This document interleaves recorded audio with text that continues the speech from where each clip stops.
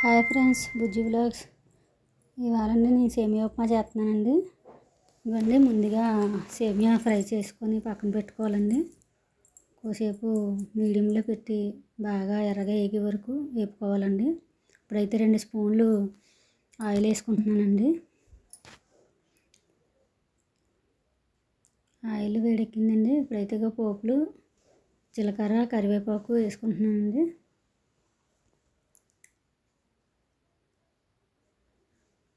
ఇది కొద్దిగా వేగిన తర్వాత ఉల్లిపాయ పచ్చిమిరపకాయ వేసుకుంటానండి. ఇవన్నీ ఉల్లిపాయ పచ్చిమిరపకాయ కట్ చేసుకున్నాను. మీడియంలో పెట్టి కొద్దిగా ఎర్రగా వచ్చే వరకు వేపుతానండి.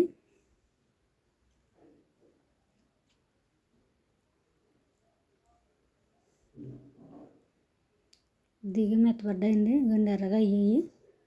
ఇప్పుడైతే ఒక కప్పు సేమియాకి 1 కప్పు వాటర్ వేసుకుంటున్నానండి.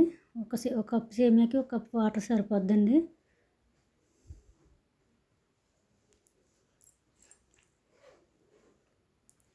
ఇందులో కొద్దిగా సరిపడా సాల్ట్ వేసుకొని ఆయిల్ బాగా బాయిల్ అవ్వాలండి.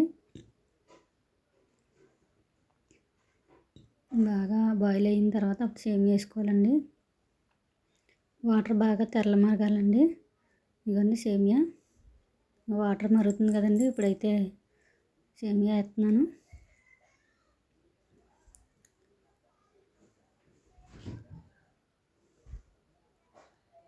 ఇదండి సేమియా ఇప్పుడు సిమ్లో పెడితే అది అలా మగ్గుద్దండి. వాటర్ అంతా ఇంకిపోయి సేమియా బాగా ఉడుకుద్ది. హైలో పెట్టకూడదండి, మీడియంలో పెట్టాలి. ఇప్పుడు 10 నిమిషాలు అయిందండి.